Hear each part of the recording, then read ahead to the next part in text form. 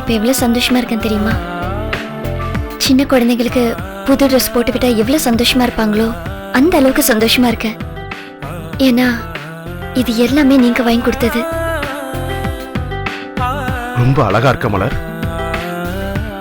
அப்படின்னு சந்தோஷமா மனசுக்குள்ள உன்னை ரசிச்சு அதை வெளியில சொல்ல முடியாத சூழ்நிலை நான் இருக்கேன். உங்க கூட இருந்தா கண்டிப்பா நான் அழகா தாங்க இருப்பேன்.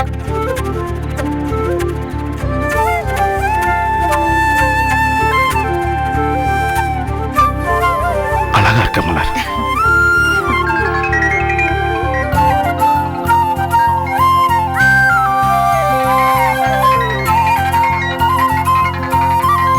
சொல்லு பாண்டி. அண்ணே, என்ன மன்னிச்சிருண்ணே. ஏன் எதுக்கு மன்னிக்கணும்? இல்லண்ணே, உன்னோட பிரச்சனைக்கு என்னால எதுவும் பேசவோ சொல்லவோ முடியாத சூழ்நிலையில இருக்கணும். ஆனா நீ எனக்காக இவ்வளவு பண்ணிருக்கனே. ஏன் எனக்காக கிட்ட பேர் கூட வாங்கியிருக்க. ஆனா உனக்காக நான் இங்க பாரு பாண்டி, இப்ப நீ என்ன பண்ணிட்டு இருக்கியோ அதான் கரெக்ட். நீ எனக்கு இப்ப சப்போர்ட் பண்ணிட்டு சித்தப்பாட்ட விருப்பம் சம்பாதிச்சுக்காத, அது நல்லது இல்ல. இது எல்லாமே சரியாயிடும். பாண்டி, அப்பா எப்படி இருக்காங்க? அண்ணே, பெரியப்பா நல்லா இருக்காருண்ணே. நாளைக்கு டிஸ்சார்ஜ் பண்ணலாம்னு சொல்லிட்டாங்கண்ணே டாக்டர். இனி பெரியப்பாவுக்கு எந்த பிரச்சனையும் இல்லைன்னு சொல்றாருண்ணே. அப்பாடி. பாண்டி, பணத்துக்குலாம் எப்படி?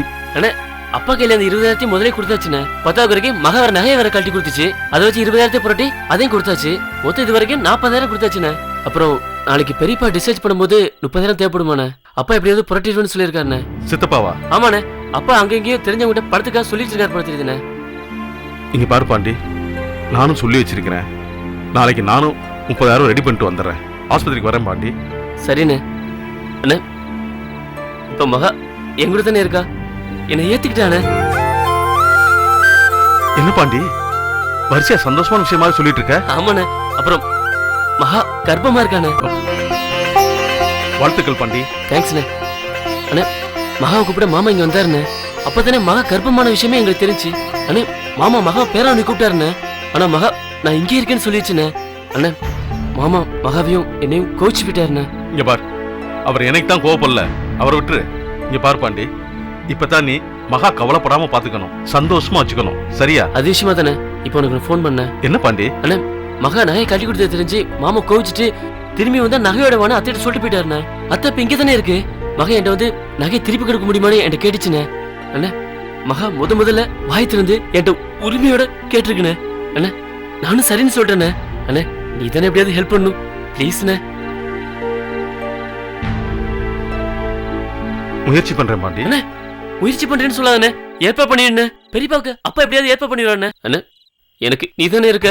சரி பாண்டி, கண்டிப்பா ஏற்பாடு பண்றேன். அண்ணே, உன்னை நம்பி தானே இருக்க, கண்டிப்பா ஏற்பாடு பண்ணிடுண்ணே. சரி பாண்டி, வச்சிடுறேன். என்னங்க சந்தோஷமான விஷயம் பேசுனீங்க? அப்பாக்கு இனிமே எந்த பிரச்சனையும் இல்ல, நல்லா இருக்கான்னு டாக்டர் சொல்லிட்டாங்களா. நாளைக்கு டிஸ்சார்ஜ் பண்றாங்களா. அப்புறம் மகாவும் பாண்டியும் சேர்ந்துட்டாங்களாம். மகா பாண்டியை ஏத்துக்குச்சா. மகா இப்ப கர்ப்பமா இருக்கு. அப்போ ஆல்மோஸ்ட் எல்லா ப்ராப்ளமும் சால்வ் ஆயிடுச்சுல. பணம் மட்டும்தான் இப்ப சிக்கலா இருக்கு. என்ன சொல்றீங்க? ஆமா மலர், நாளைக்கு அப்பாவை டிஸ்சார்ஜ் பண்றதுக்கு 30,000 ரெடி பண்ணணும். அப்புறம் ஆஸ்பத்திரி செலவுக்கா மகாவோட நகை அடகு வச்சு பணம் வாங்கியிருப்பாங்க போல. அதையும் சேர்த்து 50,000 பணம் தேவைப்படுது. மற்ற செலவு போக்குவரத்து அதெல்லாம் பார்த்தோம்னாக்க எப்படியும் ஒரு 60,000 நம்ம ரெடி பண்ணணும். என் அக்கௌண்ட்ல தான் பணம் இருக்குல்ல, அதை நான் நாளைக்கு தான் அப்பாவுக்கு ட்ரான்ஸ்ஃபர் பண்ண போறேன். அதுல இருந்து வேணா ஒரு 60,000 எடுத்துட்டு பேலன்ஸ் எல்லாம் அப்பாவுக்கு ட்ரான்ஸ்ஃபர் பண்ணிடலாம். வேண்டாம் மலர். இல்லங்க, அந்த பணத்தை அப்புறமா நம்ம அப்பாவுக்கு திருப்பி கொடுத்துடலாம். வேண்டாம் மலர், நீ என்ன சொன்னியோ அதுல கரெக்டா இரு. அந்த பணத்தை எப்படியாவது ரெடி பண்ணிடலாம். எப்படிங்க ரெடி பண்ணுவீங்க? எங்க குடும்பத்துக்கு வேண்டியவர் செட்டியார் ஒருத்தர் இருக்காரு, நல்லவர். எப்ப கேட்டாலும் பணம் கொடுப்பாரு. அவர்கிட்ட தான் கேட்டு பார்க்கணும்.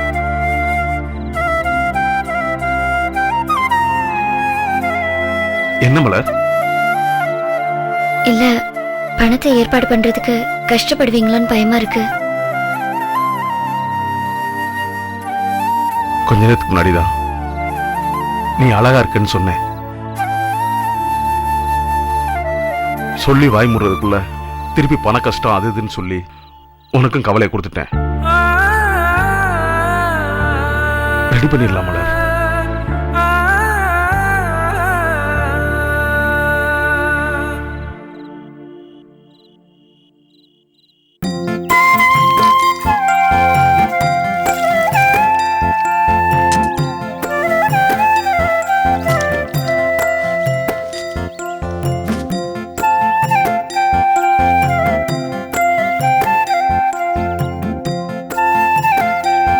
இதான் மகா.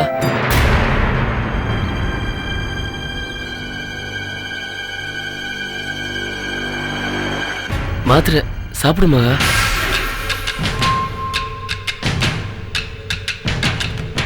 சாப்பிடு மகா. டாக்டர் வெறும் வயிற்றுல தான் மாத்திரை போட சொன்னாங்க. அதான் நீ எந்திரிக்க வரை நான் வெயிட் பண்ணிட்டு இருந்தேன். நீ பழக்க தோசத்துல டீ குடிச்சிட்டீங்கன்னா அதான் ஒழுங்கு மகா. மகா என்ன கசக்குன்னு பாக்குறியா? நான் வேணா சீனி எடுத்து விட்டுருமா? மாத்திரை சாப்பிட்டதுக்கு அப்புறமா சீனி சாப்பிட்டா எல்லாம் சரியாயிரும். மகா நம்ம குழந்தைக்காக மகா. ம்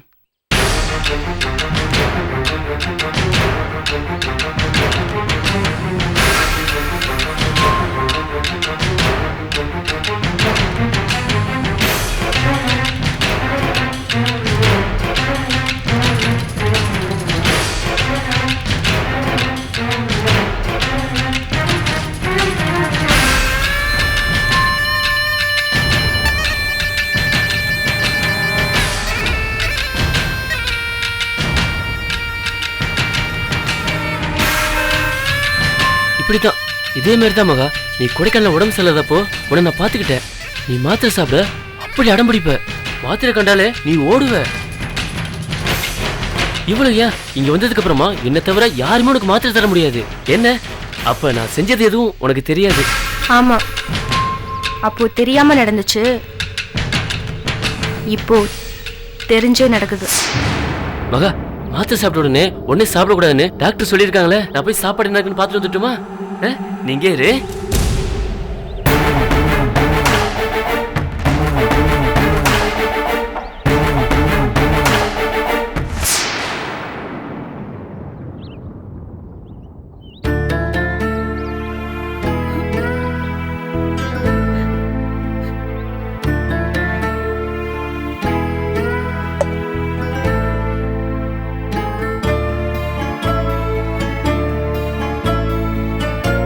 அத்தை பாண்டி, நான் சொல்றத கொஞ்சம் கவனமா கேளு பாண்டி. நான் உன்னை பிடிக்கவே பிடிக்கலன்னா, ஆனா இப்ப அவளையும் உன்னை புருஷனா ஏத்துக்கிட்டா.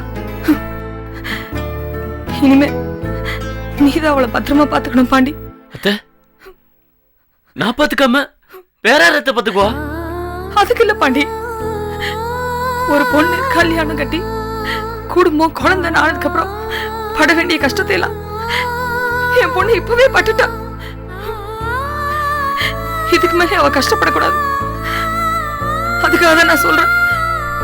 இல்லத்த இனிமே மகாகண்ல இருந்து ஒரு சொட்டு கண்ணீர் கூட வராத. அதை நான் பாத்துக்குவேன். என் மக ஒன்னு நம்பினத நானே நம்ப முடியாம பாத்துட்டு இருந்தேன் பாண்டி. ஆமா பாண்டி, அன்னைக்கு நீ அம்மா கிட்ட மகாவை பத்தி பேசி நீ அழுதுட்டு இருந்ததை நான் கேட்டேன். அப்பதான் நான் யோசிச்சேன். அப்பதான் நான் உன்னை புரிஞ்சுக்கிட்டேன். ஏன் நான் உன்னை புரிஞ்சுக்கிட்ட மாதிரி மகா உன்னை ஏன் புரிஞ்சுக்க மாட்டான்னு. இப்போ உன் குழந்தை அவளுக்கு புரிய வச்சிருக்க, நீ அவளை புரிஞ்சுக்கிட்ட. பாரு பாண்டி, அவ எந்த குறையும் தெரியாம வசதியா வளர்ந்தவ.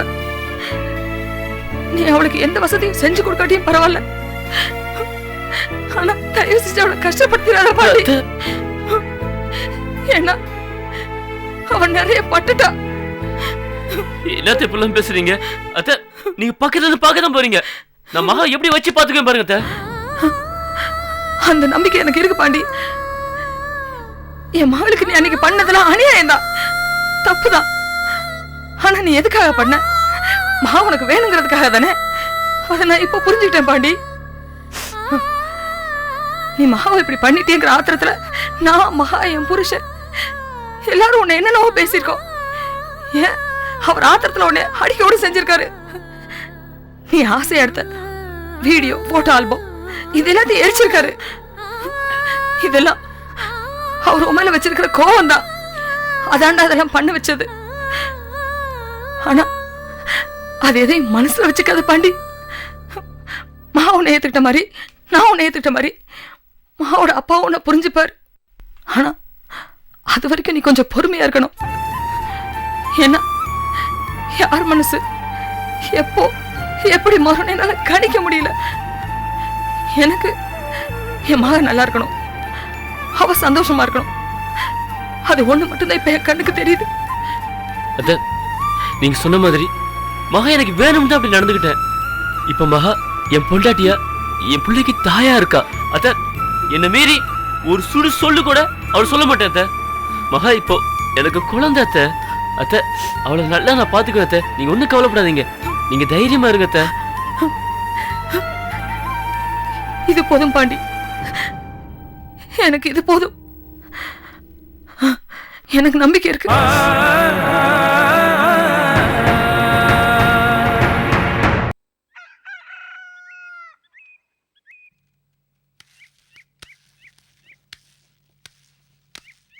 என்னங்க இந்த ஷர்ட்டை போட்டிருக்கீங்க? ஏன்? நேத்து நான் இதை தானே போட்டிருந்தேன். அதனாலதான் போட்டிருக்கேன். இங்க பாரு மலர், என்கிட்ட இருக்கிற 3 சட்டை தான். ஒன்னு நாசரம் வாசிக்கிறதுக்கு, இன்னொன்னு நேத்து போட்டிருந்தேன் அழுக்கா இருக்கு. இதான் இருந்துச்சு போட்டுக்கிட்டேன். நாதஸ்வரம் வாசிக்கிற ஷர்ட்டை போட்டிருக்கலாம்ல? போட்டுக்கலாம் தான், ஆனா இதை போட்டாக்க என் கூட நீ இருக்கிற மாதிரி ஒரு ஃபீலிங் இருக்கே. சரி மலர், நான் போய் செட்டியார் பாட்டு வந்துடுறேன். நீ இபி ஹவுஸ்க்கும் அப்படியே பேங்க்கும் போயிட்டு வந்துரு. என்ன சொல்றீங்க? நானும் வரேன். வேணாம் மலர், நீ இபி ஹவுஸ்க்கும் பேங்க் போயிட்டு வந்துரு. அதுக்கெல்லாம் செட்டியார் பாட்டு வந்துருவேன். நான் இபி ஆபீஸ்க்கு மத்த இடத்துக்குலாம் தனியா போனவதான். ஆனா இப்போ நான் எங்க போனாலும் நீங்க என் கூட வரணும்னு நினைக்கிறேன். அதே மாதிரி நீங்க எங்க போனாலும் நான் உங்க கூட வரணும்னு நினைக்கிறேன். அதுக்காக உன்னை கூட்டிட்டு கடன் வாங்குறக்கா போறது? அதெல்லாம் பரவாயில்ல, 2 பேர் சேர்ந்து போய் கடன் வாங்கலாம். போலாமா? உத்தரவு மேடம், போலாம். என்னப்பா வெளியே கிளம்பிட்டீங்களா? ஆமாமா, கொஞ்சம் வேலை இருக்கு, போயிட்டு வந்துடுறோம். சரி, பார்த்து போயிட்டு வாங்க. சரிம்மா.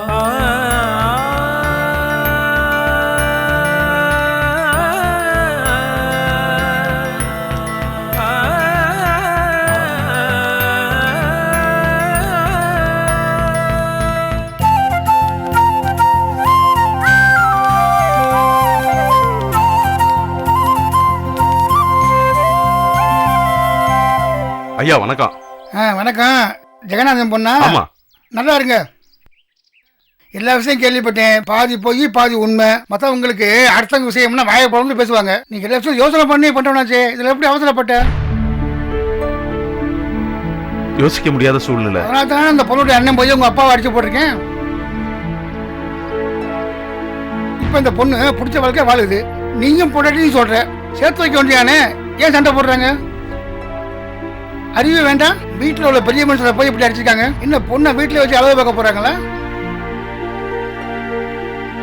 நான் ஒருத்தன் உங்களை நிக்க வச்சு பேசிக்கிட்டேன். உட்காருங்கப்பா.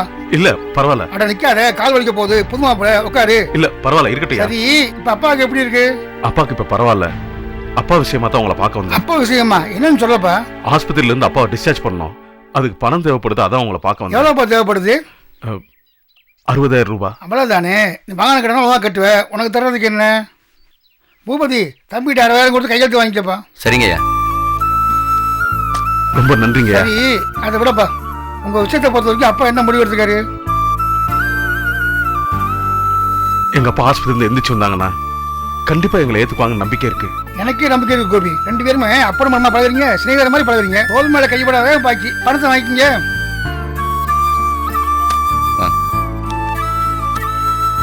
பை எடுத்துட்டு வந்தீங்களா? இல்ல. இதுல ஒரு கையெழுத்து போடுங்க.